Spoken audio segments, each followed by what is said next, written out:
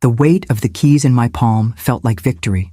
After 32 years as a librarian at Oak Ridge Public Library, after decades of careful saving, after 8 years of rebuilding my life post-divorce, these small brass house keys represented something I'd been told repeatedly I would never achieve. "You'll never afford a beach house on a librarian's salary," Harold had said, not cruelly, but with the patronizing certainty that had characterized our 23 years of marriage. Be realistic. Yet here I stood on the weathered porch of my very own Cape Cod cottage, the April breeze carrying salt and promise as it tousled my silver-gray bob. At 67, I, Dorothy Sullivan, had finally claimed my dream. A modest but charming 2-bedroom retreat with faded blue shutters and a panoramic view of the Atlantic that stole my breath each time I gazed upon it. The real estate agent had departed just moments ago, leaving me to savor my first moments of homeownership in solitude. I turned the key in the lock, feeling the satisfying click as the door swung open to reveal hardwood floors bathed in afternoon sunlight, the simple furnishings I had selected during previous visits already arranged by the local delivery service. "My home," I whispered, the words carrying a reverence that echoed in the quiet rooms. I moved slowly from space to space, trailing my fingers along countertops and door frames, mentally placing the books I had packed so carefully, envisioning mornings with coffee on the deck and evenings watching the sunset paint the water in shades of amber and rose. In the primary bedroom, a space just large enough for a queen bed and reading nook, I placed my overnight bag on the crisp white duvet. Through the window, I could see the narrow path that led down to my section of private beach. Another marvel that still seemed surreal. My very own piece of shoreline, where no one could tell me I was being too quiet, reading too much, or failing to live a little, as Harold had so often complained. The beach house had been a dream born in my 20s, nurtured in secret during a marriage where my aspirations were secondary, and finally pursued with steely determination after the divorce. 8 years of working weekends at a local bookstore in addition to my library position. 8 years of no vacations, minimal dining out, and clothes purchased only when absolutely necessary. 8 years of Harold's dismissive comments when he heard about my continued saving efforts through our son Bradley. "Dorothy's still chasing that beach house fantasy?" he'd said to Bradley during a holiday dinner 3 years ago. "Some people never learn." The memory should have stung, but today it only deepened my satisfaction. I had learned, just not the lesson Harold intended. I had learned that my dreams were worth pursuing, that my modest librarian's salary could indeed accomplish remarkable things when paired with discipline and patience, and that the freedom of living life on my own terms was worth every sacrifice. I unpacked my small suitcase, hanging the few outfits I'd brought in the cedar closet. Tomorrow, Bradley and his wife Brooke would drive down from Boston to help move the rest of my belongings, primarily books and the personal items I couldn't bear to entrust to movers. I looked forward to showing my son the culmination of my years of planning, though I harbored mild apprehension about Brooke's reaction. Brooke Thompson Sullivan had entered our lives 6 years ago, sweeping Bradley off his feet with her vibrant personality and ambitious drive. As the marketing director for a luxury hospitality group, Brooke lived in a world of 5-star resorts and celebrity clients, a world where my simple tastes and quiet nature seemed hopelessly provincial. While never openly rude, Brooke had perfected the art of the subtle dismissal, the slight raise of a perfectly sculpted eyebrow when I mentioned my work at the library, the barely concealed impatience when I spoke too long about a book I loved, the theatrical sighs when family gatherings didn't adhere to her exacting standards. I tried to maintain perspective. Brooke made Bradley happy, and that mattered more than any discomfort I might feel around my daughter-in-law. Besides, with my new beach house located 2 hours from Boston, I could control the frequency and duration of family visits in a way that had been impossible in my small apartment just 20 minutes from their upscale condominium. The thought had barely formed when my phone rang. I fished it from my cardigan pocket, smiling at Bradley's name on the screen. "Hello, dear." "I was just thinking about you," I answered, settling into the window seat that had been a non-negotiable feature in my house search. But it wasn't Bradley's voice that responded. "Dorothy, it's Brooke." The clipped, efficient tone was unmistakable. "Change of plans. We won't be coming tomorrow to help you move." "Oh." I tamped down my disappointment. "Is everything all right?" "Better than all right. Bradley landed the Westfield account, so we're celebrating. In fact, that's why I'm calling. Since you've got that beach house now, we're bringing the celebration to you. I've invited some of our friends and family to join us for the weekend. I blinked, struggling to process this information. This weekend? But I've only just arrived, and the house isn't really ready for guests yet. That's why I'm giving you advance notice, Brooke continued, as if I had expressed enthusiasm rather than reservation. Organize everything. I want rooms arrayed, food on the table, and space for 22 people. We're already on our way. 22 people? My voice rose in disbelief. Brooke, that's not possible. The house only has 2 bedrooms, and I haven't even bought groceries yet. A dismissive laugh crackled through the phone. Don't be dramatic, Dorothy. People can sleep on air mattresses or whatever, and there's got to be grocery store nearby. Bradley says your place has a deck, so we'll mostly be outside anyway. Just make it work. The presumption left me momentarily speechless. This was my first day in my new home, a sanctuary purchased with years of sacrifice, and Brooke was treating it like a hotel she'd booked for a corporate retreat. Look, I know this is short notice, Brooke continued, interpreting my silence as acquiescence, but this is important for Bradley's career.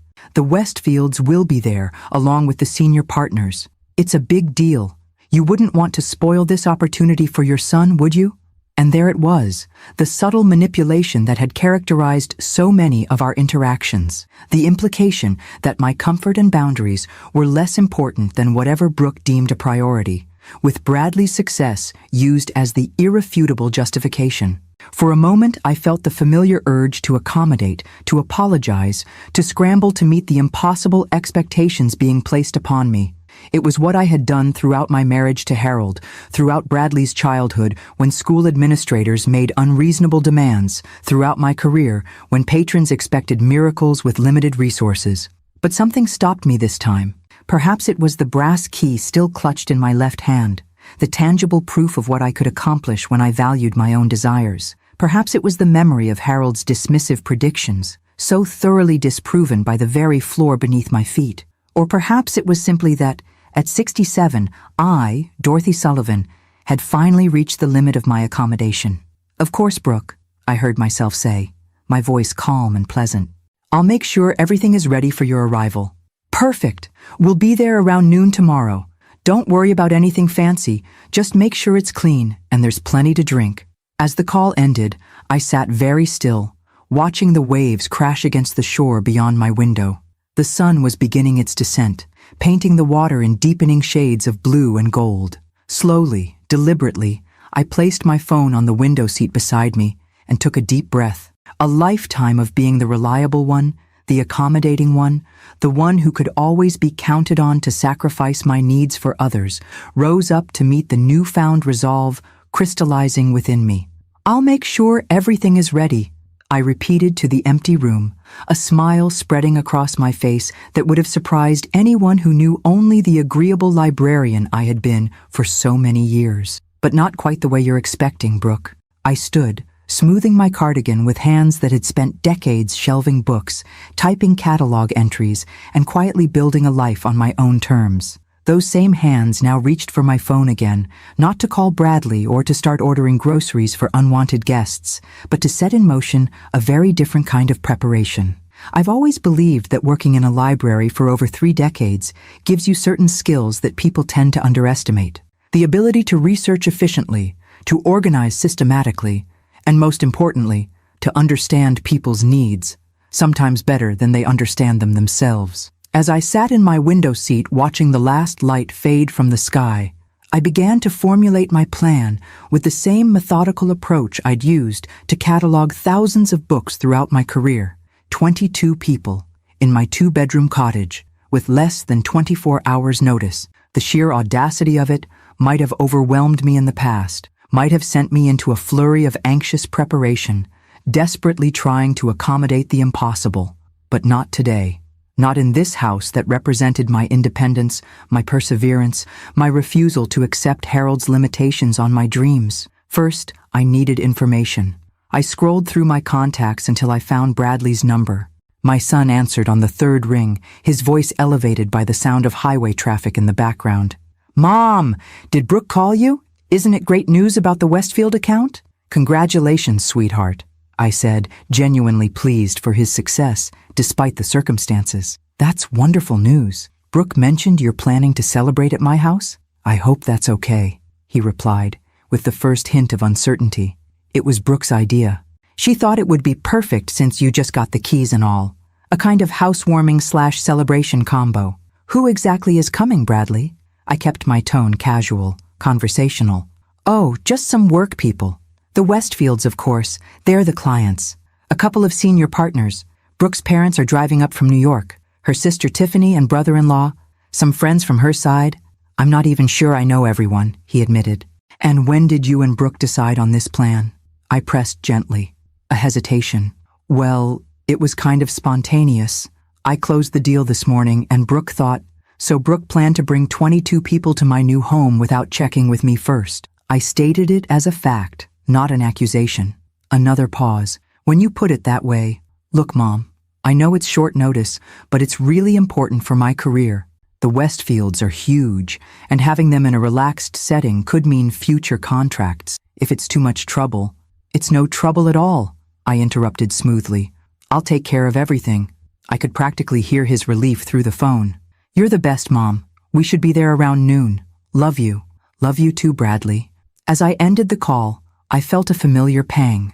My son, now 35, had always been caught between his desire to please others and his awareness of what was right. Growing up with Harold's dismissive attitude toward my ambitions had left its mark on Bradley. He'd learned early that keeping the peace often meant allowing stronger personalities to dictate terms.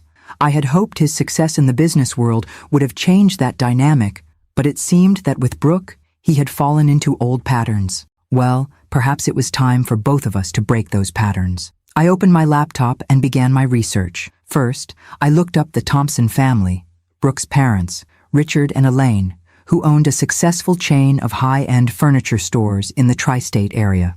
Notoriously particular, according to several society page mentions I found, with Elaine serving on multiple charity boards where she was known for her exacting standards. Then, Tiffany Thompson Green and her husband Patrick, who ran a boutique public relations firm in Manhattan, specializing in crisis management for celebrities. Next, I searched for information on the Westfields. Jonathan and Diana Westfield, third-generation owners of Westfield Properties, a luxury real estate development company expanding aggressively into hospitality. Their social media showed a couple in their 50s with expensive tastes and a penchant for exclusivity.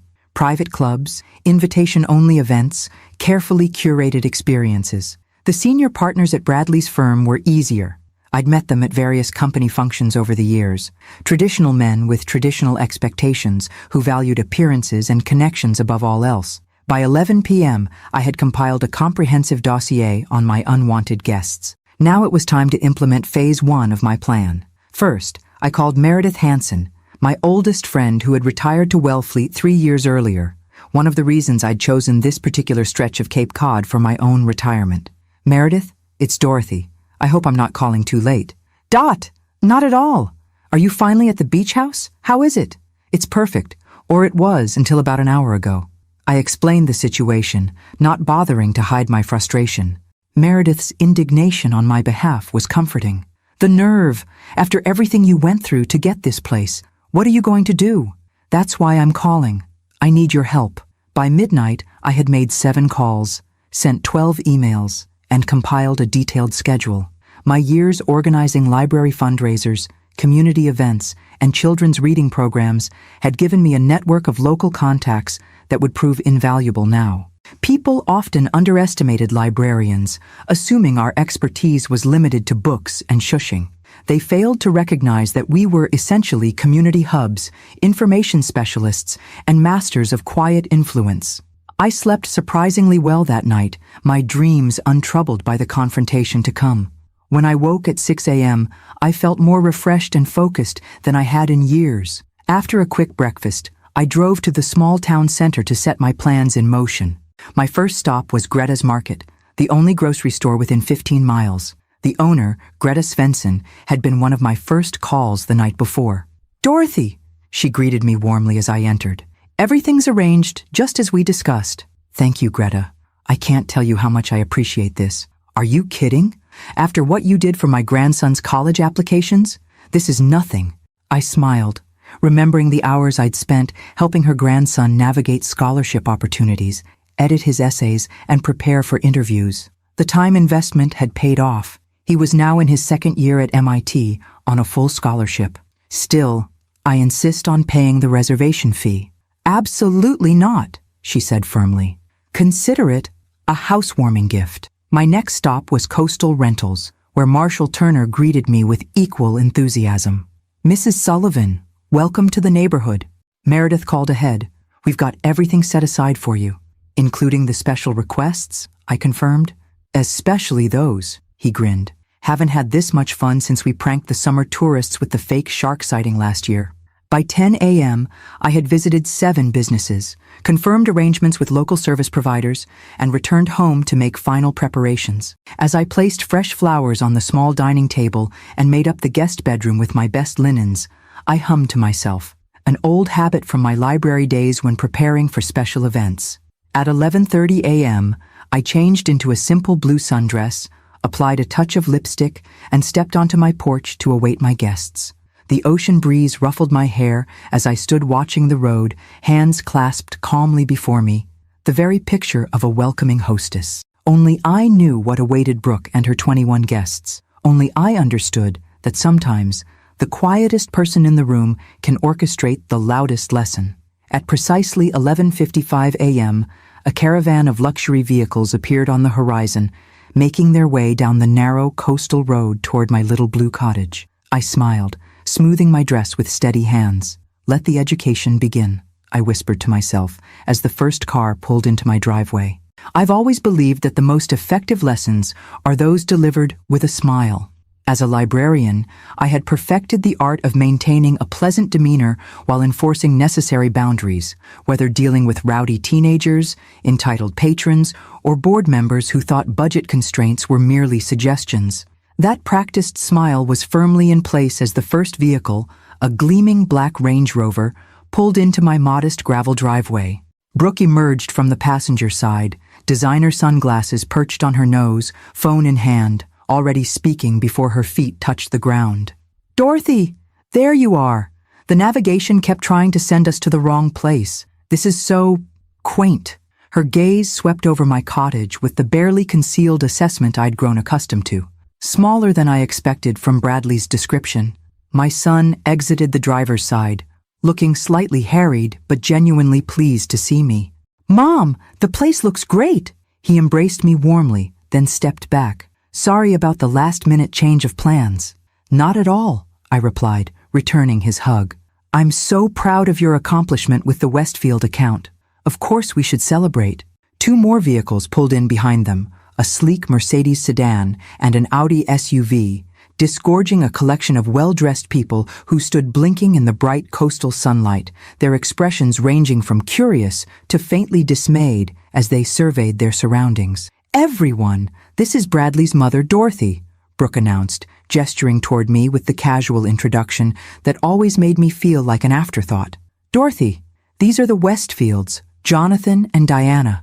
A distinguished couple in their 50s approached, extending manicured hands. Jonathan Westfield had the confident bearing of old money, while Diana's smile held the practiced warmth of someone accustomed to social niceties. "Lovely to meet you, Mrs. Sullivan," Diana said. "What a charming cottage." "Please, call me Dorothy," I replied. "And thank you. It's my dream home. Just purchased it yesterday, in fact." "Yesterday?" Diana's perfectly shaped eyebrows rose. "And you're already hosting? How accommodating of you."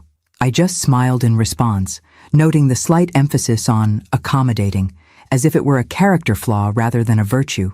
Brooke continued the introductions rapidly, barely pausing for proper acknowledgments. Her parents, Richard and Elaine Thompson, her sister Tiffany and brother-in-law Patrick, 3 senior partners from Bradley's firm and their wives, 2 couples introduced as dear friends, and finally, a young woman named Alexa, whom Brooke described as her absolute lifesaver of an assistant.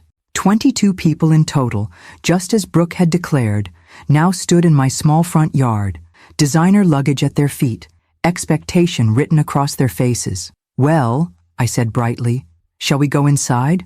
I've prepared a light welcome refreshment." I led the procession through my front door, listening to the murmurs and whispers behind me. The main living area, while charming with its exposed beams and panoramic ocean views, was clearly not designed for 22 people. My carefully arranged furniture could comfortably seat perhaps 8. "It's so cozy," Elaine Thompson remarked, the word dripping with barely concealed disdain. "Where should we put our bags?" Jonathan Westfield asked, looking around for non-existent additional bedrooms. "I've made some special arrangements," I assured them, gesturing toward the dining table where I'd set out a pitcher of fresh lemonade and a plate of cookies. "But first, please, help yourselves to refreshments while I explain the accommodations." They clustered awkwardly around the table, some perching on the limited seating, others standing, as I poured lemonade into the mismatched collection of glasses I'd deliberately selected from the kitchen cabinets. "As you can see," I began pleasantly, "my cottage is rather intimate. With only 2 bedrooms, I knew I wouldn't be able to accommodate everyone comfortably here." Brooke's head snapped up, her expression sharpening. "But I told you." "So," I continued smoothly, "I've arranged alternative accommodations for most of you at various locations around town." A confused murmur rippled through the group. Brooke's face flushed with the first signs of alarm. "Dorothy, that wasn't necessary," she said tersely. "We discussed this. Everyone was prepared to make do here." "I couldn't possibly allow that," I replied, my voice warm with concern. "Not when there are so many lovely options nearby. Though I should mention, this being the start of the spring season, availability was somewhat limited on such short notice." I retrieved a stack of envelopes from a side table and began distributing them. "I've prepared individual accommodation details for each of you." Diana Westfield opened her envelope first, her expression shifting from confusion to dismay. "The Harborview Motel? On Route 6? It's the only place that had a vacancy for tonight," I explained apologetically. "The reviews mention that the traffic noise tapers off around midnight, and the musty smell is only noticeable in the bathroom." Jonathan Westfield's envelope contained a reservation for the Seabreeze Inn, a modest bed and breakfast nearly 5 miles away. "They only had 1 room available," I told him, "so Diana will need to take the motel. I do hope that's not too inconvenient." As each envelope was opened, the reactions grew increasingly strained. The Thompson parents were assigned to separate establishments in neighboring towns. Tiffany and Patrick discovered they would be staying at a campground with a rental tent already secured for them. "The manager assured me the raccoon problem has been largely resolved," I added helpfully. The senior partners and their wives received bookings at a variety of establishments, each less appealing than the last. A hostel with shared bathrooms, a fisherman's cottage described as rustic but functional, and a room above the local bait shop. "There must be some mistake," Bradley said, looking increasingly uncomfortable. "Surely there are better options in the area." "On a spring weekend with less than 24 hours notice?" I shook my head sadly. "I called everywhere within 30 miles. These were the only vacancies available. The Cape gets quite busy this time of year with the whale watching season beginning." Brooke had turned an interesting shade of pink. "This is unacceptable," she hissed at me, dropping all pretense of politeness. "The Westfields cannot stay at a roadside motel. Do you have any idea how important they are?" "I'm sure they're lovely people regardless of where they sleep," I replied innocently. "That's not what I—" She stopped herself, visibly struggling to maintain composure in front of her guests. "What about here? Surely some of us can stay here." "Oh, of course," I agreed readily. "I've prepared my guest room for you and Bradley, and the Thompson parents can have my room. I'll take the sofa. The rest, I'm afraid, will need to use the accommodations I've arranged." Diana Westfield cleared her throat delicately. "Perhaps we should consider returning to Boston. It's only a 2-hour drive after all." "But we've planned dinner at the Coastal Club," Brooke protested. "It's the most exclusive restaurant in the area. I've been on the waiting list for months." This was the moment I'd been waiting for. "About that," I said, "I took the liberty of confirming your reservation this morning. It seems there was some confusion. They have no record of a booking under your name." "That's impossible," Brooke snapped. "Check again. Thompson Sullivan, party of 22, 7 p.m. "I spoke with the manager directly," I explained. "Marcel is an old friend. He used to visit the library for our French literature discussions. He checked thoroughly and found nothing. Unfortunately, they're fully booked tonight for a private event." The collective dismay was palpable. Brooke's carefully orchestrated impression of effortless luxury and influence was crumbling before her very eyes. However, I continued brightly, I did manage to secure a group reservation at the Salty Dog down by the harbor. It's not quite the coastal club, but they serve the most wonderful fresh catch, and their picnic tables have the most charming view of the fishing boats. Picnic tables? Elaine Thompson repeated faintly. Communal seating, I confirmed. Very rustic and authentic. I thought it might be a refreshing change from the formal dining you're all accustomed to. Bradley looked utterly bewildered, caught between Brooke's mounting fury and my serene smile. The Westfields were exchanging meaningful glances, while Brooke's assistant was frantically typing on her phone, presumably searching for alternative arrangements. Now, I said cheerfully, who would like a tour of the beach? The tide pools are particularly interesting this time of day. As the group stood in stunned silence, I caught a flicker of something unexpected on Diana Westfield's face. Not anger or disappointment, but the faintest trace of amused respect. Our eyes met briefly, and I could have sworn she gave me the slightest of nods before turning to murmur something to her husband. Phase 1 of my plan was complete. The seeds of discomfort had been planted. Now it was time to let them grow. The afternoon unfolded exactly as I had orchestrated, each carefully planned inconvenience building upon the last-like chapters in a meticulously crafted novel. I led my unwanted guests down the narrow path to my stretch of beach, maintaining a running commentary about the local wildlife and tidal patterns that I knew would bore them to tears. Years of conducting educational tours for restless schoolchildren had taught me precisely how to sound enthusiastic while delivering information no one had asked for. The horseshoe crab is actually more closely related to spiders than to true crabs, I explained cheerfully as we reached the shoreline, pointing to a specimen that had washed up. They've remained virtually unchanged for 450 million years. Isn't that fascinating?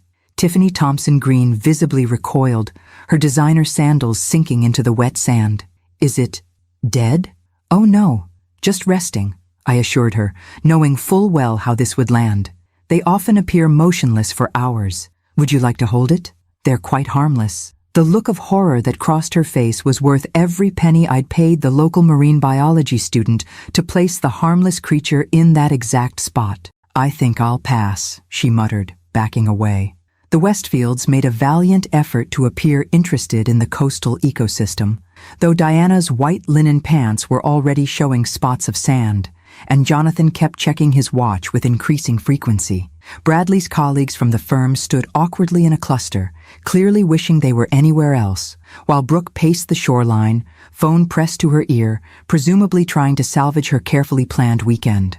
The cell reception can be quite spotty down here, I called out helpfully as she grew increasingly agitated.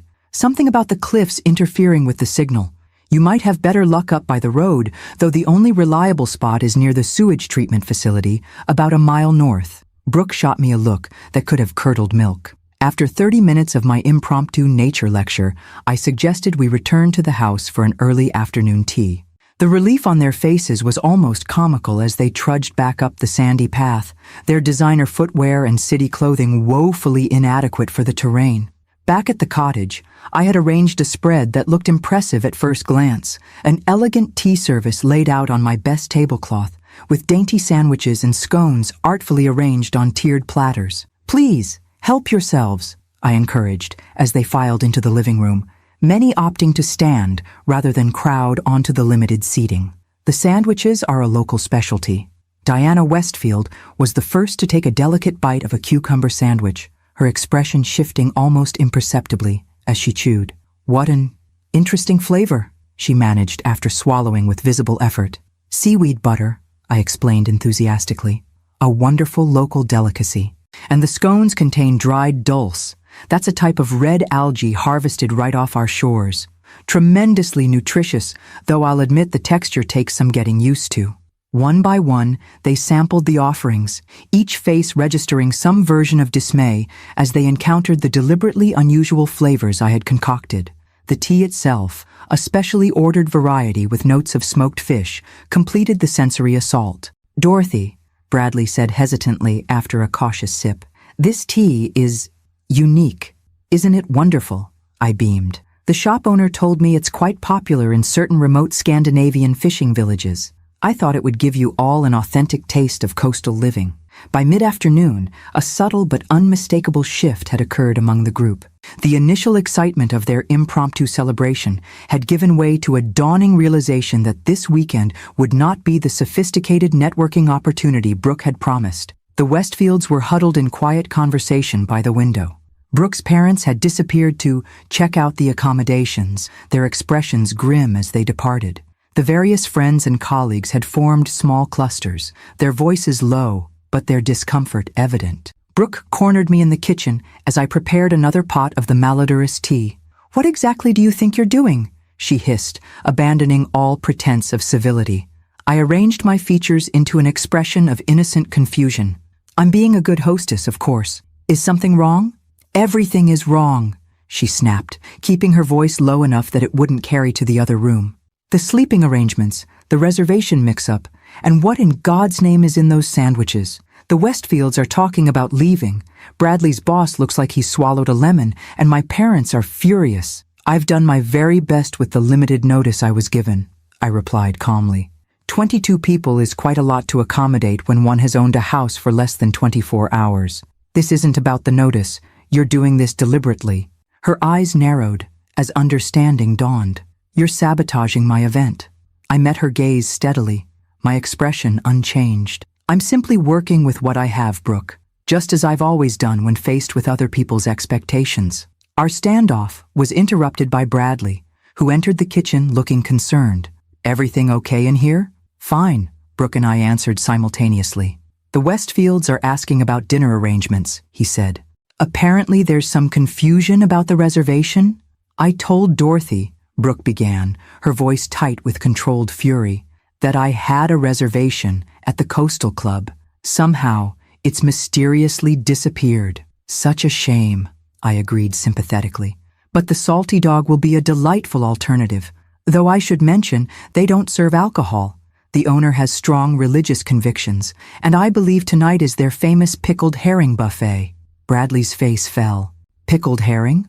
"A local tradition," I confirmed, knowing full well that the Salty Dog was actually renowned for its lobster rolls and had a full bar.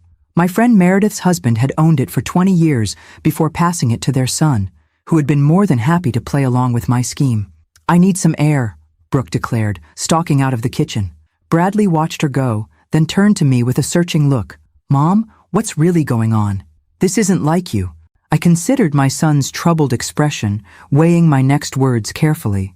Bradley had always been caught in the middle, between Harold and me during our marriage, and now between Brooke and me. He was a peacekeeper by nature, uncomfortable with conflict and eager to smooth ruffled feathers. "What's going on?"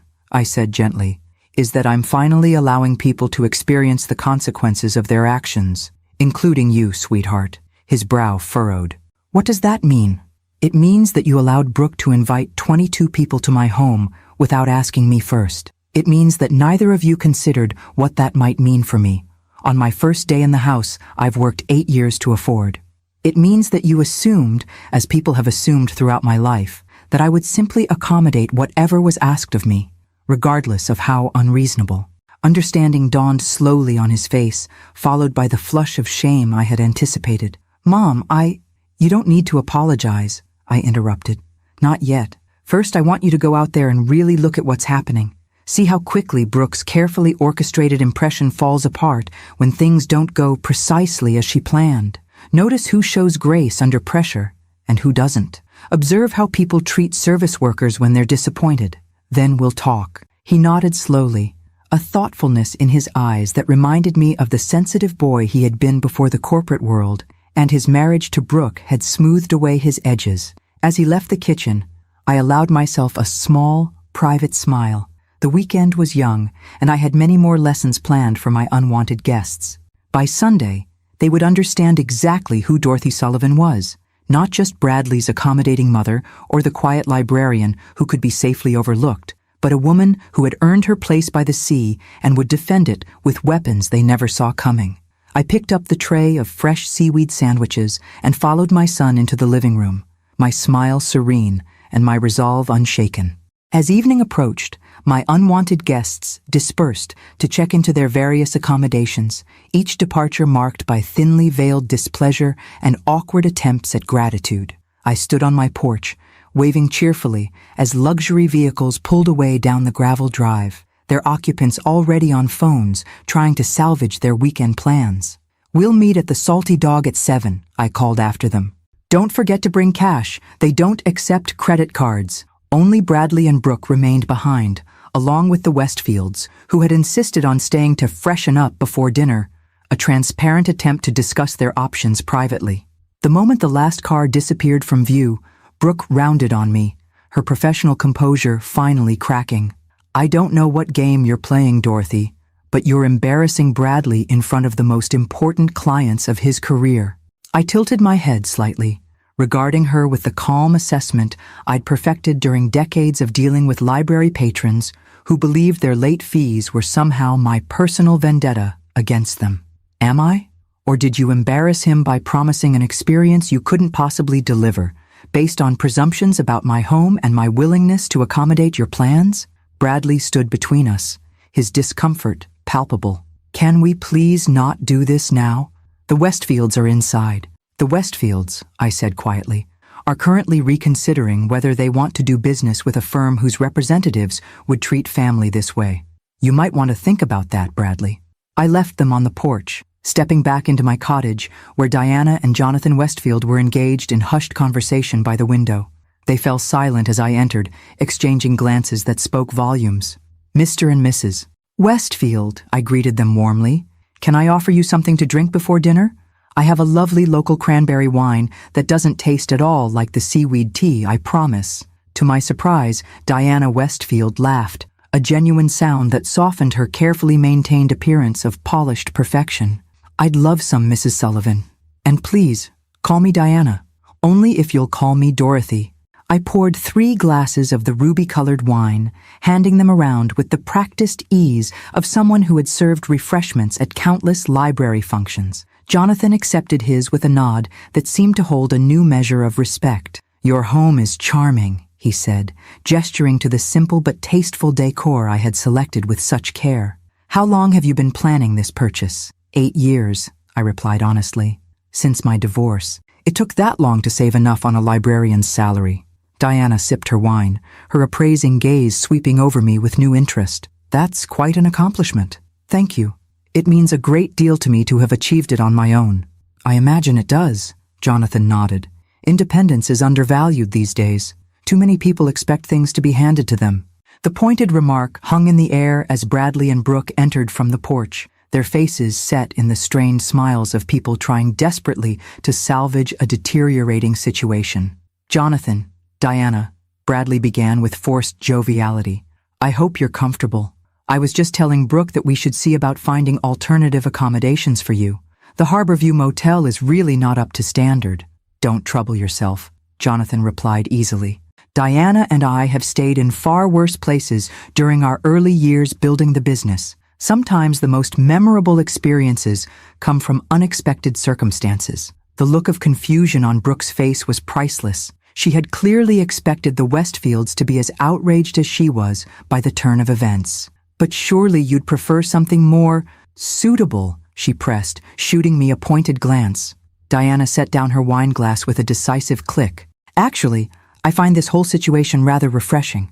When was the last time any of us had a genuine experience, rather than the same carefully curated luxury we always insist upon?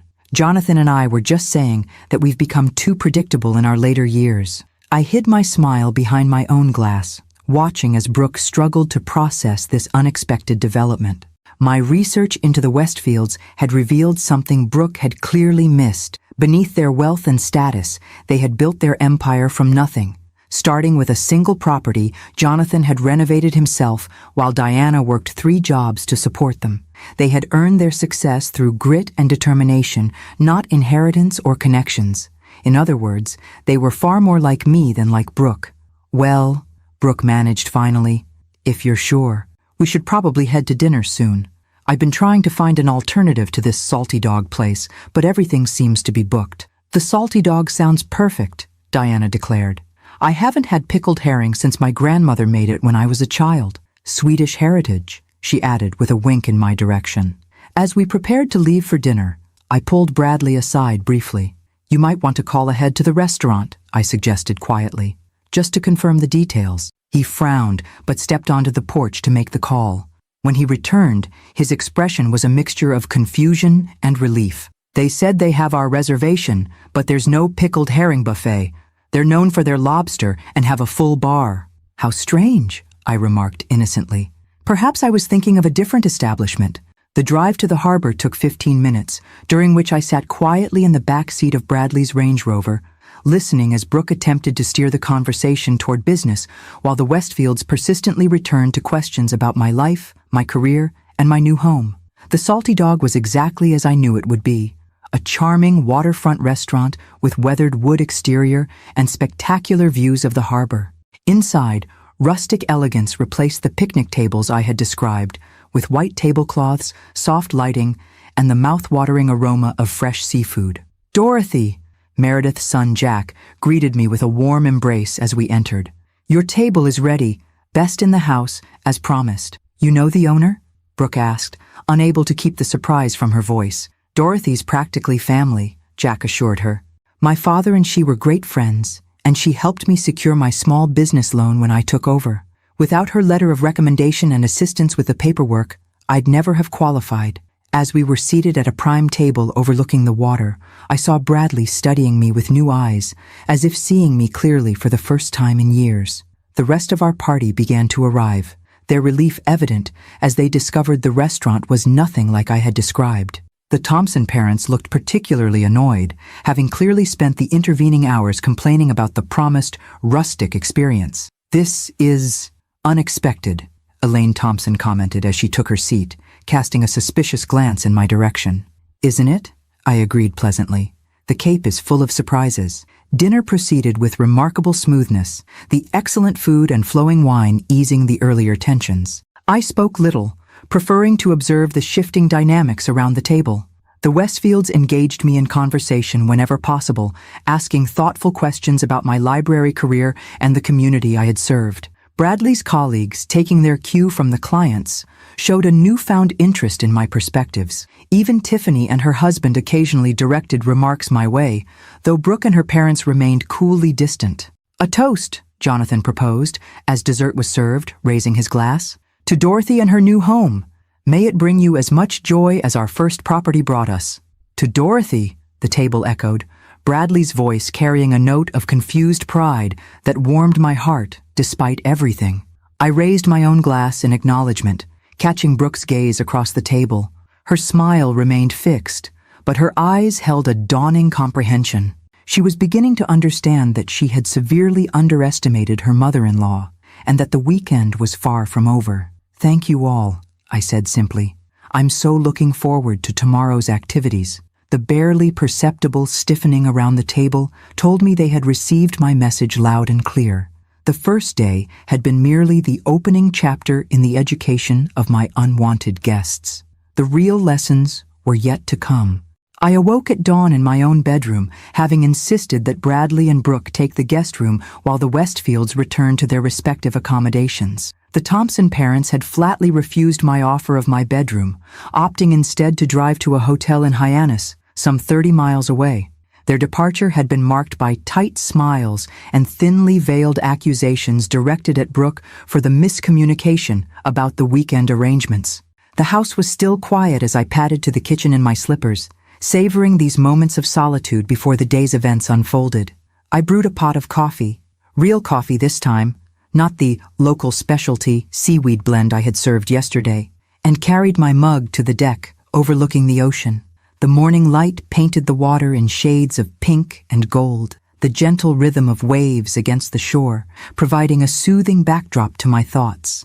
This view, this moment of peaceful contemplation, was exactly what I had worked 8 years to achieve. No herald dismissing my dreams, no professional obligations pulling me away from simple pleasures, no need to accommodate anyone else's expectations. Just me, the ocean, and the life I had earned through patience and persistence. "It's beautiful," came a voice behind me. I turned to find Bradley standing in the doorway, his hair rumpled from sleep, looking younger and more vulnerable than his usual polished professional self. "It is," I agreed, gesturing for him to join me. "Coffee's fresh if you'd like some." He disappeared briefly into the kitchen, returning with a steaming mug to settle into the chair beside mine. For several minutes, we sat in companionable silence, watching the morning unfold across the water.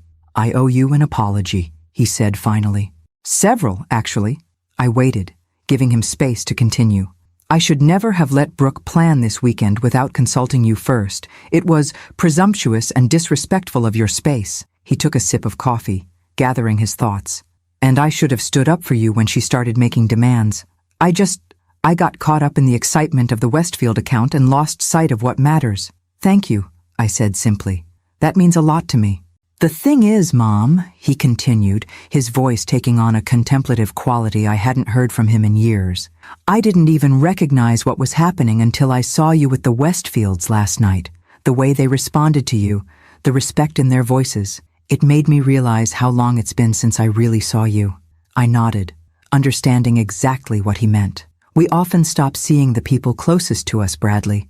We think we know them so well that we stop paying attention to who they really are. Dad did that to you, didn't he? The question was gentle but direct. He stopped seeing you. "Yes," I acknowledged, and eventually, I stopped trying to be seen. It was easier that way, less painful, until it wasn't. Bradley was quiet for a moment, absorbing this. "Is that why you're doing all this? The accommodations? The restaurant confusion? The seaweed tea?" A small smile played at the corners of his mouth. "That tea was truly terrible, by the way." I laughed softly. "I know." I could barely keep a straight face watching everyone pretend to enjoy it. My amusement faded as I considered his question. "And yes, that's part of it. I spent too many years being invisible, Bradley. I won't do it anymore." "I get that," he nodded. "But the elaborate setup? You must have made dozens of calls, arranged everything in advance." "I did," I confirmed, "though it wasn't difficult.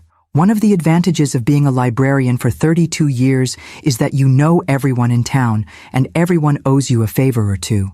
People tend to underestimate the influence of the woman who waived their late fees, helped their children with research projects, or wrote recommendation letters for their college applications." Bradley chuckled.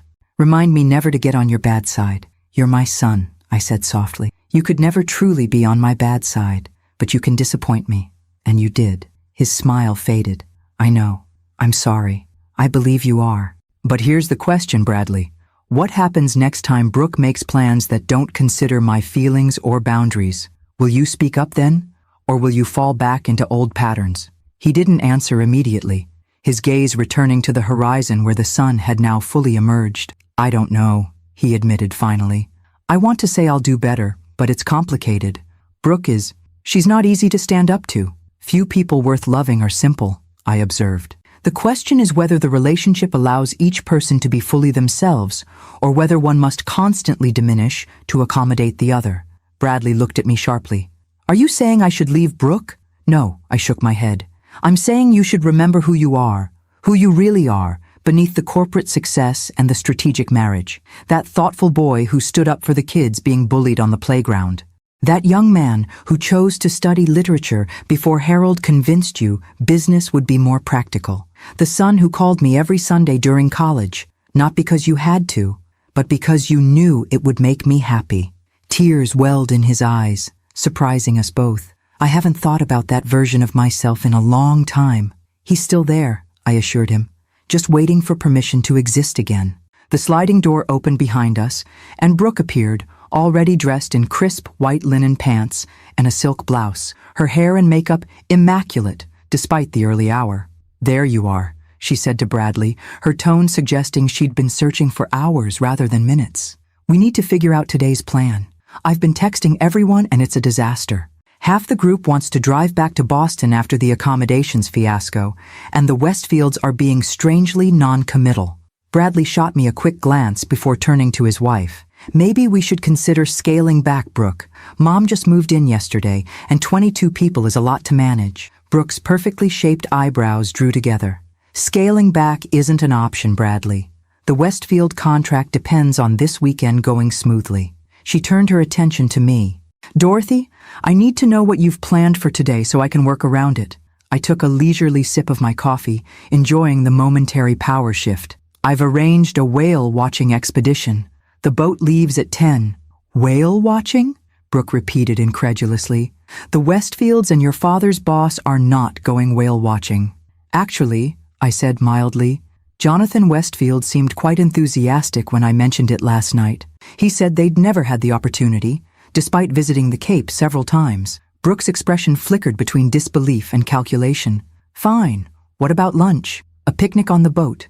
Very simple. Sandwiches, fruit, that sort of thing. And dinner?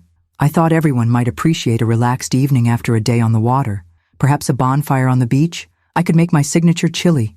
The horror that crossed Brooke's face was almost comical. A bonfire? Chili? Dorothy, these are sophisticated people with refined tastes. They expect a certain level of authenticity, I suggested. Genuine experiences? Connection with their hosts? Because from my conversation with the Westfields last night, that seems to be exactly what they're seeking. Not another sterile corporate event disguised as a social gathering. Bradley cleared his throat, stepping into the tense silence between us. I think a bonfire sounds great, actually. Dad and I used to do them when I was a kid, remember, Mom? With the s'mores and the ghost stories? The unexpected support from my son caught Brooke off guard. Her mouth opened and closed once before she regained her composure. We'll discuss this later, she said tightly. I need to make some calls. As she retreated into the house, Bradley turned to me with a small, secret smile. Whale watching? Really? The tours are quite educational, I replied innocently. Though I may have neglected to mention that April is known for particularly choppy waters, and the seasickness rate is nearly 60%. Bradley's laughter, free and genuine in a way I hadn't heard in years, carried across the water like a promise of things to come. Not resolution, not yet, but the beginning of a rebalancing that was long overdue. I raised my coffee mug in a small toast to myself and the day ahead. Phase 2 was about to begin. The Dolphin Fleet whale watch boat rocked gently against the pier as our group assembled for the morning excursion. I had arrived early to speak with Captain Mike, an old friend whose children had practically grown up in my library's reading corner. Everything set, Dorothy? He asked with a conspiratorial wink as I boarded. Perfect, Mike. Remember, educational but eventful. Got it. We'll give him the full Cape Cod experience. I took a position near the bow, watching as my reluctant guests arrived in small clusters. The Westfields appeared first, surprisingly enthusiastic and appropriately dressed in windbreakers and deck shoes. Bradley and Brooke followed, presenting a study in contrasts, my son looking relaxed in jeans and a sweater, while Brooke had somehow interpreted whale watching to mean nautical-themed photo shoot, complete with white capri pants, striped top, and immaculate deck shoes that had clearly never touched a boat deck. The remaining guests trickled in gradually, their numbers noticeably diminished from yesterday. Brooke's parents were conspicuously absent, as were several of the dear friends who had apparently opted to return to Boston. Bradley's colleagues from the firm had rallied, however, perhaps sensing that their professional futures depended on maintaining a united front with the Westfields. Welcome aboard the Sea Star! Captain Mike's voice boomed over the loudspeaker as the last stragglers settled onto the hard wooden benches. We've got ideal conditions today for whale spotting. Strong winds, choppy seas, and a system moving in from the northeast that should make things nice and lively. I caught the flash of alarm that crossed several faces, particularly Brooke's, whose complexion had already taken on a slightly greenish tinge as the boat pulled away from the dock. Before we head out to the deeper waters, Mike continued cheerfully, I want to introduce our special guest naturalist for today's trip, Dr. Dorothy Sullivan. The surprise on my guests' faces was priceless as Mike gestured toward me with a flourish. Many of you may know Dorothy as a retired librarian, he announced, but what you might not know is that she's been a volunteer with the Cape Cod Marine Institute for over 15 years, specializing in cetacean behavior and conservation. She'll be providing expert commentary throughout our journey. This was, of course, a magnificent fabrication. While I had indeed volunteered occasionally with the Institute, my role had been limited to cataloging their research papers and organizing their annual fundraiser. But Mike had enthusiastically embraced my suggestion that we might enhance my credentials for today's excursion. Bradley was staring at me with a mixture of confusion and newfound respect, while Brooke's expression had shifted from seasickness to suspicion. "Thank you, Captain," I said, stepping forward with the confident air of someone about to deliver a university lecture. "I'd like to begin with some fascinating facts about the marine ecosystem of Cape Cod Bay, particularly focusing on the digestive processes of the North Atlantic right whale." For the next 20 minutes, as the boat pitched and rolled through increasingly choppy waters, I delivered a meticulously researched presentation on what might generously be described as the less appealing aspects of whale biology. My topics ranged from parasitic infestations to blubber decomposition, each described in vivid, scientific detail, calculated to unsettle even the strongest stomachs. By the time I concluded my initial lecture, 3 of Bradley's colleagues had retreated to the lower deck. Tiffany was clinging to the railing with a distinctly unwell expression, and Brooke had abandoned all pretense of composure, her face now unmistakably green. "And now," I announced cheerfully, "let's break for our picnic lunch before we reach the feeding grounds." The simple picnic I had arranged consisted of tuna salad sandwiches, extra mayonnaise left sitting just slightly too long in the morning sun, hard-boiled eggs with a particularly pungent dill sauce, and for dessert, bread pudding made with heavy cream and raisins, all served, of course, as the boat hit the roughest patch of water yet. "Dorothy," Diana Westfield approached me as I distributed the food with cheerful efficiency. "You are absolutely full of surprises. I had no idea you were a marine biologist as well as a librarian." The twinkle in her eye told me she wasn't fooled for a moment, but was thoroughly enjoying the performance nonetheless. "Oh, I contain multitudes," I replied with a conspiratorial smile, "much like the microbiome of the humpback whale, which reminds me of a fascinating study I read recently." As I launched into another detailed scientific discourse, I noticed Jonathan Westfield engaged in conversation with Bradley near the stern, both men seemingly oblivious to the nauseating effects of the rough seas that had now claimed at least half our party as victims. Brooke had disappeared entirely, presumably to the bathroom below deck. "Land ho!" Captain Mike announced over the loudspeaker. "Folks, we're approaching what we call the seasickness surrender point. That's where I normally turn the boat around if we haven't spotted any whales. But today we're in luck. There's a pod about 3 miles farther out, in the choppiest part of the bay. Who wants to continue?" A chorus of groans answered him, punctuated by Jonathan Westfield's enthusiastic, "Let's go for it." I caught Mike's eye and gave a subtle nod. Right on cue, the boat executed a particularly violent turn that sent several more guests lurching toward the railings. "Actually," I interjected with perfect timing, "perhaps we should consider heading back. Many of our party seem to be experiencing what marine scientists call mal de mer interactive syndrome, a fascinating condition where—" "Yes, let's head back." The desperate agreement came from multiple voices at once. "Well, if you insist," Captain Mike conceded with mock disappointment. "Though it's a shame to miss the feeding frenzy. The way those whales regurgitate partially digested krill to share among the pod is truly a sight to behold." The journey back to port was considerably faster than our outbound voyage, with Captain Mike taking pity on our seasick passengers by finding the smoothest possible route. As we approached the harbor, I found myself standing at the railing beside Diana Westfield, who had proven remarkably resilient throughout the excursion. "I must say, Dorothy," she commented quietly, "this has been the most entertaining business weekend I've experienced in years." "I'm glad someone's enjoying it," I replied with a small smile. "Oh, more than just me." She nodded toward her husband and Bradley, still deep in conversation at the stern. "Jonathan is absolutely delighted. He's been complaining for years about the artificial nature of these corporate social events. All those strained conversations over overpriced meals, everyone pretending to be having a marvelous time while secretly checking their watches." I watched her face carefully, trying to gauge her sincerity. "And this is better?" "Infinitely," she assured me. "It's real. Uncomfortable at times, yes, but authentic. Do you know what Jonathan said to me last night? That woman has backbone. I like doing business with people who have backbone." A warm sense of vindication spread through me, though I kept my expression neutral. "And what about you, Diana? What do you think of all this?" She considered the question, her gaze drifting to where Brooke had finally emerged from below deck, looking thoroughly miserable as she clung to a bench. "I think," she said carefully, "that your son married a woman very much like my husband's first wife, someone for whom appearances matter more than substance. That marriage lasted exactly 3 years. The implication hung between us, neither of us needing to state it explicitly. Relationship advice wasn't part of my librarian training," I demurred. Diana laughed. "No, but observing human nature certainly was. You see people clearly, Dorothy. It's a rare quality." As the boat docked and our bedraggled party disembarked, I caught Bradley's eye. The look he gave me was complex, part exasperation, part admiration, and something else I couldn't quite define.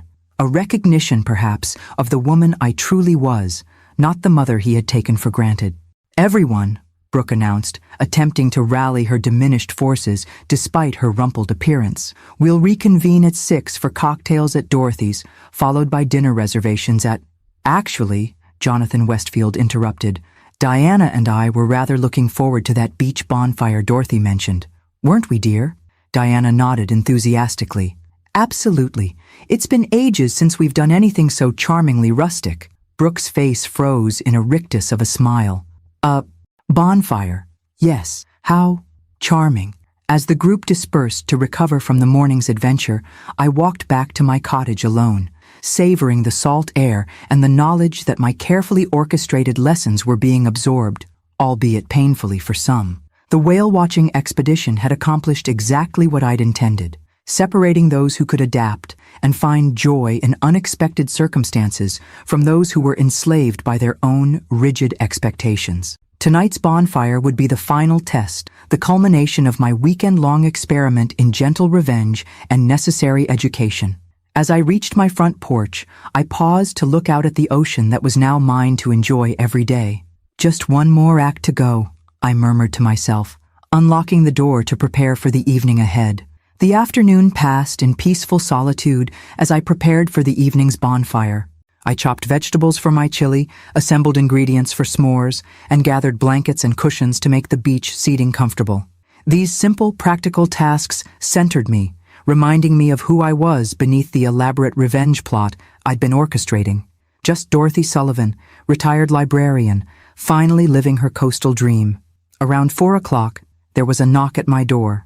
I opened it to find Bradley standing alone on the porch, his expression thoughtful. "Need help with anything?" he offered, hands shoved in his pockets in a gesture reminiscent of his teenage years. "Actually, yes," I replied, stepping aside to let him in. "I could use someone to carry these supplies down to the beach." "Where's Brooke?" "Taking a nap," he said, with the careful neutrality of someone navigating a minefield. "The boat trip was challenging for her." I bit back a smile. I imagine it was. We worked together in companionable silence, loading a wagon with the necessities for the evening. As Bradley stacked firewood, he cleared his throat hesitantly. "Mom, can I ask you something?" "Of course. This whole weekend, the accommodations, the restaurant confusion, the whale watching, you planned all of it, didn't you? Down to the last detail." It wasn't really a question. I met his gaze steadily. "Yes.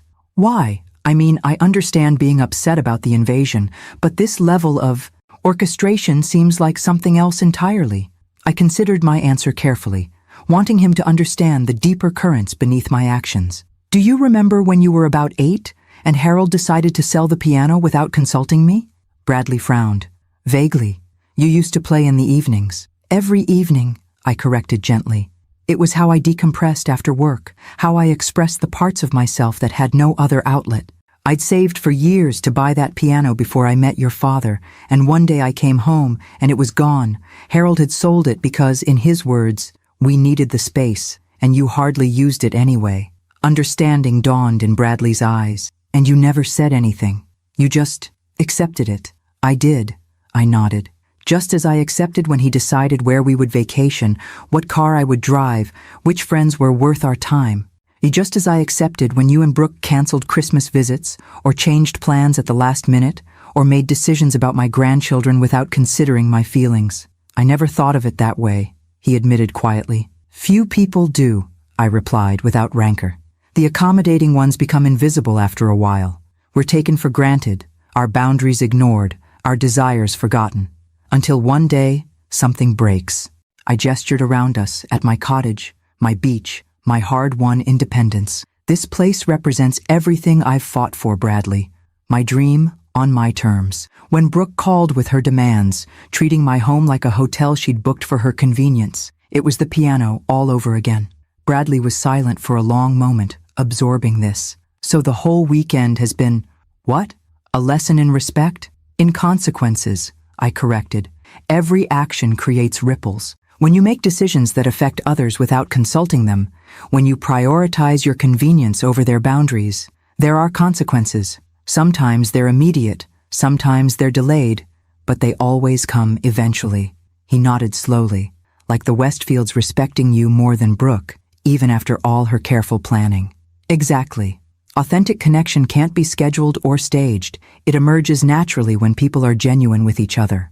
I touched his arm lightly. Something you used to understand instinctively, before the corporate world convinced you otherwise. As the afternoon light softened toward evening, we finished our preparations in thoughtful silence.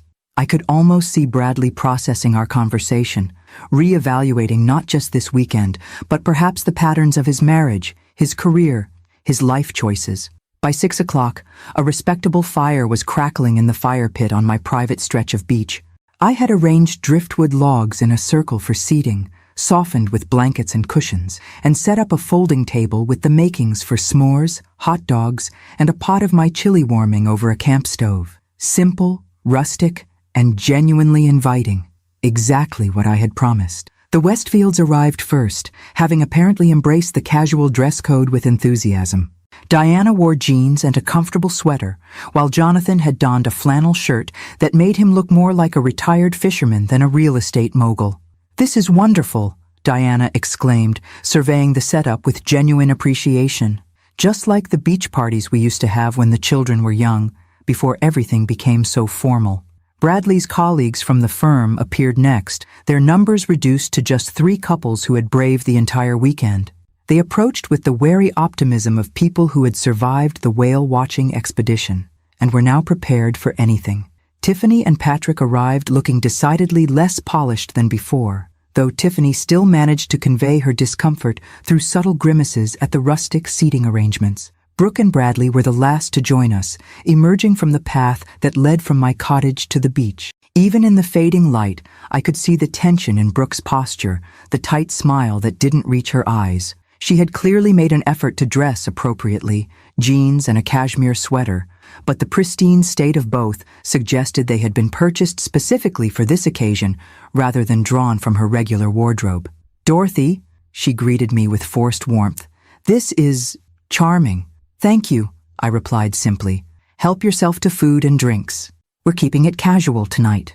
As everyone settled around the fire, filling plates with chili and roasting hot dogs on sticks I had carefully whittled that afternoon, I observed the shifting dynamics with quiet satisfaction. The Westfields had positioned themselves near me, drawing Bradley into their conversation with genuine interest. Brooke hovered at the periphery, clearly unsure of her place in this unfamiliar social landscape where her usual tactics held no power. Dorothy was just telling us about her plans for a community reading program here on the beach during summer evenings, Diana said, seamlessly including me in the conversation. "What a wonderful idea! Literature and nature combined. Mom's always had a gift for bringing people together through books," Bradley commented, his voice warm with rediscovered pride. "Her story hours at the library were legendary when I was growing up." "Is that so?" Jonathan seemed genuinely interested. "What kinds of books resonated most with the community?" As I described my experiences connecting readers with just the right books at just the right moments in their lives, I noticed Brooke edging closer, her expression shifting from discomfort to something more complex, perhaps recognition that she was witnessing a side of her mother-in-law she had never bothered to see before. The evening deepened, stars appearing above us as the conversation flowed naturally from topic to topic. Stories were shared, laughter erupted frequently, and even the initially reluctant guests eventually relaxed into the simple pleasure of fire, food, and unhurried human connection. "Who wants to hear a ghost story?" I suggested, as the flames danced lower and the night grew darker. "I know all the local legends, including a few that never made it into the official town history." "Oh, yes!" Diana clapped her hands in delight. "I haven't heard a proper ghost story in years." I launched into the tale of the lighthouse keeper's daughter, A story with just enough historical truth to give weight to its supernatural elements. As I spoke, I observed my audience, the rapt attention of the Westfields, the grudging interest of Tiffany and Patrick, the surprised appreciation of Bradley's colleagues. Brooke alone remained detached, her focus seemingly elsewhere as she stared into the flames. When I concluded my story to appreciative murmurs and requests for another, Brooke suddenly stood. "I think I'll head back to the house," she announced, her voice tight. "It's been a long day." "I'll walk you," Bradley offered, rising to join her. "No," she said quickly, too quickly. "Stay and enjoy the stories. I just need some quiet time." As she walked away, her rigid posture illuminated briefly by the firelight before disappearing into the darkness of the path, I felt a momentary pang of sympathy. It couldn't be easy watching your carefully constructed social facade crumble, your influence wane, your assumptions about power and status upended in the space of a weekend. But sympathy didn't equal regret. Some lessons came at a cost, and this one had been long overdue. "Another story, Dorothy?" Jonathan requested, drawing my attention back to the circle. I smiled, settling more comfortably on my driftwood seat. "This one is about second chances and unexpected treasures," I began, meeting Bradley's gaze across the fire. "It starts with a woman who thought her life was over, only to discover it was just beginning." As I wove my tale beneath the stars, with the ocean's eternal rhythm as accompaniment, I felt a sense of completion. The weekend wasn't over yet, but its purpose had been fulfilled. Messages had been received, boundaries established, perspectives shifted. Whatever came next would unfold on different terms, my terms, and that had been the point all along. Morning arrived with a clarity that only seems possible by the sea. Sharp blue sky, air so clean it almost hurt to breathe, and sunlight that transformed the ordinary into the extraordinary. I woke early, as has been my habit since childhood, and made my way to the kitchen to start coffee. The house was quiet, Bradley and Brooke still asleep in the guest room after our late night around the fire. The bonfire had continued long after Brooke's departure, evolving into one of those rare, perfect gatherings where time seems suspended and connections deepen without effort. The Westfields had been the last to leave, Jonathan insisting on helping douse the fire, while Diana embraced me with genuine warmth. "This has been the most memorable weekend we've had in years," she had confided. "Thank you for your honesty, Dorothy. It's refreshingly rare in our circles." Now, as I carried my coffee to the deck, I contemplated the final act of my carefully orchestrated weekend. The impromptu guests would be departing today, returning to their various accommodations before heading back to Boston. The true test would be what remained after they left, what lessons had been absorbed, what boundaries established, what relationships recalibrated. The sliding door opened behind me and I turned, expecting Bradley.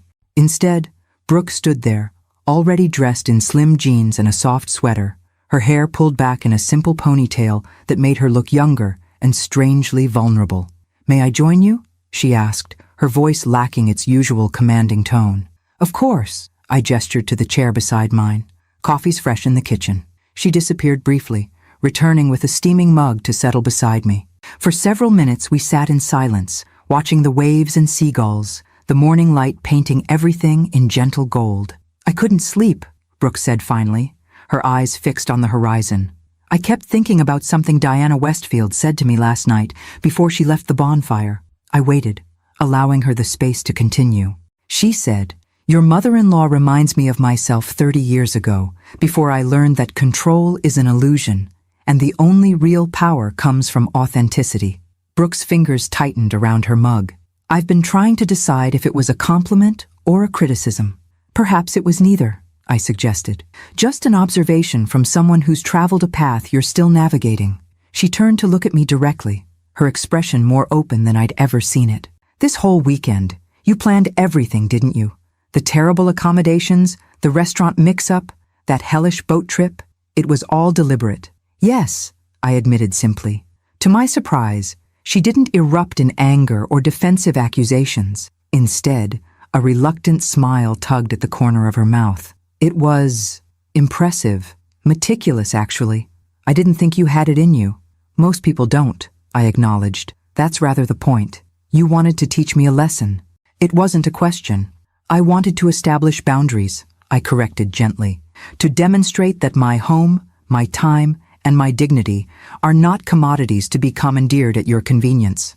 Brooke sipped her coffee, considering this. You know, in my world, my professional world, respect is taken, not given. You identify what you want, you strategize how to get it, and you execute without hesitation or apology. It works, or at least, it has always worked for me. And yet here we are, I observed, with the Westfields connecting more authentically with me, the retired librarian in a modest beach cottage, than with you and your carefully orchestrated luxury experience. A flash of pain crossed her face, quickly suppressed, but unmistakable. Yes, here we are. Something in her voice, a note of resignation perhaps, or genuine reflection, softened my approach. Brooke, may I ask you something? She nodded warily. What did you hope to achieve this weekend? Beyond impressing the Westfields and Bradley's colleagues, what outcome were you seeking? The question seemed to catch her off guard. She stared into her coffee as if the answer might be found there. Security, she said finally, her voice so quiet I almost missed it. Bradley's position at the firm isn't as solid as everyone thinks. The Westfield account is make or break for his partnership track. This was new information, a glimpse behind the polished facade she typically presented. I didn't know that. No one does. Bradley wouldn't want it known. She looked up, her expression unexpectedly vulnerable. My parents struggled financially my entire childhood. My father's business failed twice. We moved constantly, always downsizing, always losing status. I swore I would never live that way as an adult. Understanding dawned, pieces clicking into place. So the designer clothes, the luxury vacations, the social climbing, insurance, she finished for me. If you have the right connections, wear the right clothes, live in the right neighborhood, you're protected. At least, that's what I've always believed. The admission hung between us, surprisingly honest for a woman who trafficked in carefully curated impressions. I found myself reassessing Brooke, seeing beyond the polished surface to the anxious child who had grown up equating status with safety. Security is important, I acknowledged, but it rarely comes from external validation, Brooke.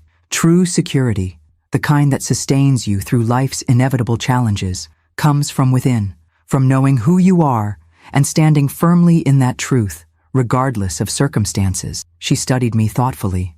Like you did when Harold dismissed your dream of a beach house, when he sold your piano? So Bradley had shared our conversation. Yes, though it took me far too long to learn that lesson. I don't want the same for you or for Bradley. What do you mean? I chose my next words carefully, aware that this moment of openness might be fleeting. I see Bradley becoming what others expect of him rather than who he truly is. Just as I see you chasing external markers of success instead of discovering what would bring you genuine fulfillment. Both paths lead to the same destination. Waking up one day surrounded by all the trappings of the life you thought you wanted, only to realize it belongs to someone else entirely. Brooke was silent for a long moment, her gaze returning to the ocean. I don't know how to be any other way, she admitted finally. This is who I am, who I've had to be. No, I said gently. It's who you've chosen to be. There's a difference. The sliding door opened again, and Bradley emerged, looking rumpled and sleep-deprived, but somehow lighter than he had in years. Morning, he mumbled, heading directly for the coffee pot visible through the kitchen window. Brooke and I exchanged a glance, not quite conspiratorial, but acknowledging the shift in dynamics our conversation had created. Something had changed between us, though whether it would last remained to be seen. When Bradley returned with his coffee, he settled into the third chair, completing our small circle. So, he said after his first sip, what's the plan for today? The Westfields texted, Brooke replied, her professional mask slipping back into place, though not quite as seamlessly as before. They want to have a final brunch before heading back to the city. Jonathan suggested that little place by the harbor. He said the authentic local atmosphere appealed to him. I caught the slight emphasis she placed on authentic, the gentle self-mockery that suggested our conversation had not been entirely in vain. That sounds perfect, Bradley agreed, looking between us with cautious optimism, clearly sensing a change, but uncertain of its nature or durability. As we sat together watching the morning unfold across the water, I felt an unexpected sense of hope. The weekend had accomplished what I'd intended, but perhaps in ways I hadn't anticipated. Boundaries had been established, yes, but bridges had also been tentatively extended. Not forgiveness, exactly, but the possibility of a new beginning based on clearer understanding. "Dorothy," Brooke said as we prepared to go inside, "I owe you an apology for this weekend and for other things as well." The words were clearly difficult for her, but no less genuine for the effort they required. "Apology accepted," I replied simply. "And perhaps we can both approach our relationship differently going forward." She nodded, a hint of respect in her eyes that hadn't been there before. "I think I'd like that." As we rose to prepare for the day ahead, I took a final moment to appreciate the view that was now mine to enjoy every morning. This house, this beach, this hard-won independence, all symbols of the woman I had become after decades of accommodation and compromise. The irony wasn't lost on me that in defending these boundaries, I might have opened the door to a more authentic connection with my son and daughter-in-law than I'd ever thought possible. Whether that potential would be realized remained to be seen, but for the first time, it felt within reach. Some lessons come at a cost, but the most valuable ones are worth the price.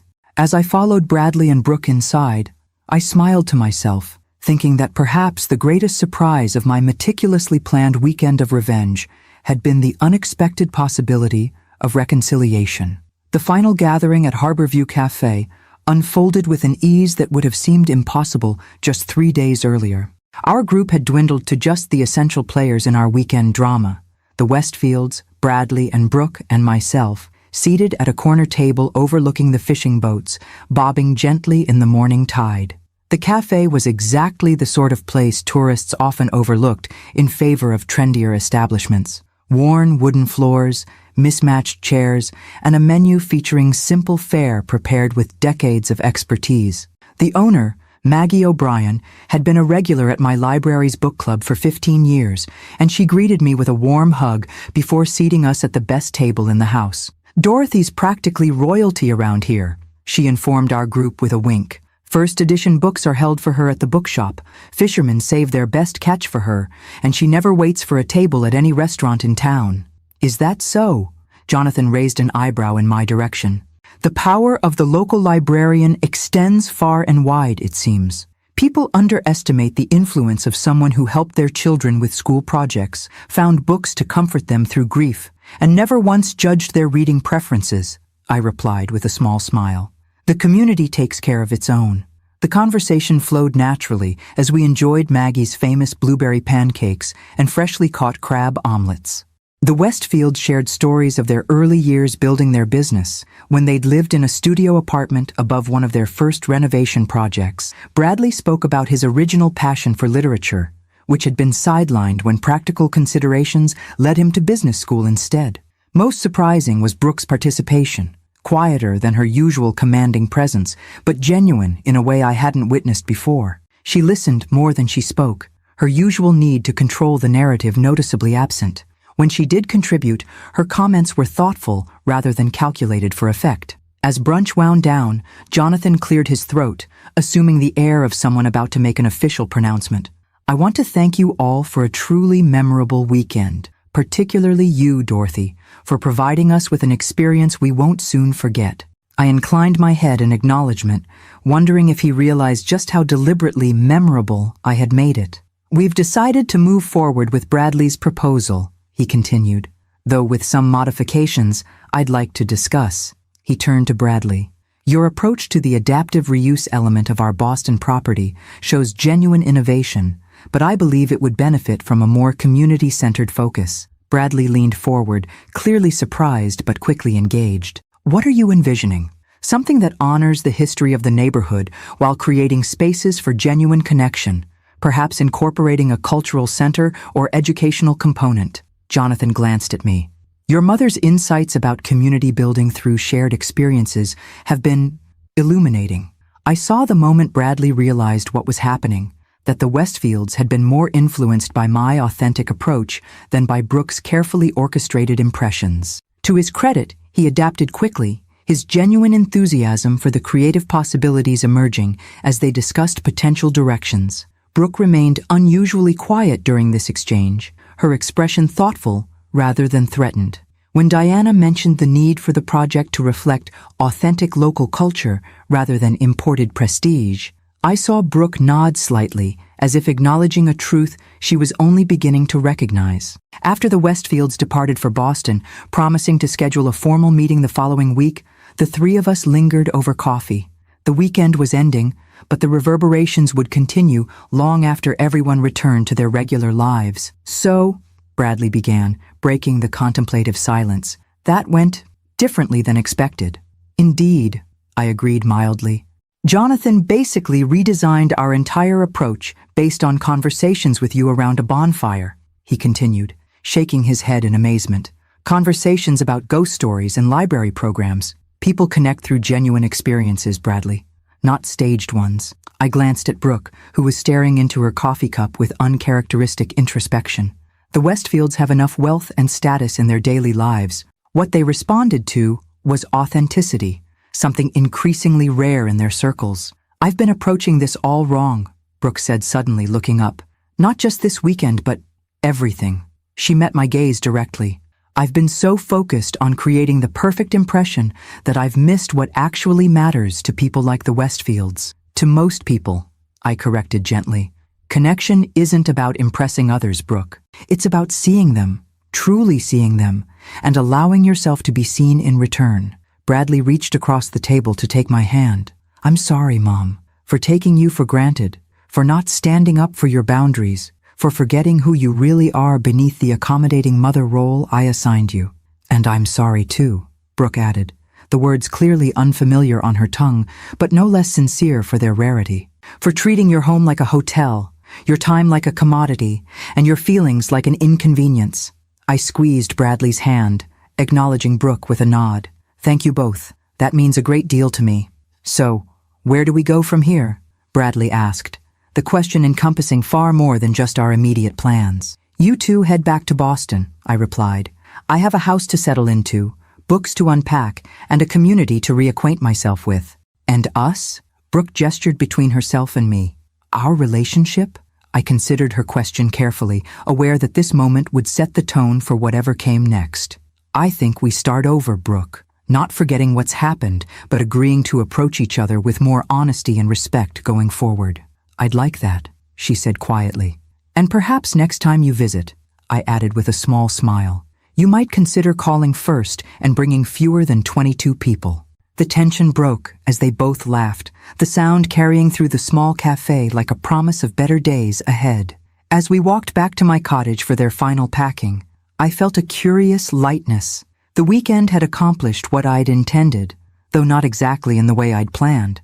My boundaries had been established, yes, but something unexpected had emerged alongside that victory, the foundation for a more authentic relationship with both my son and the woman he had chosen.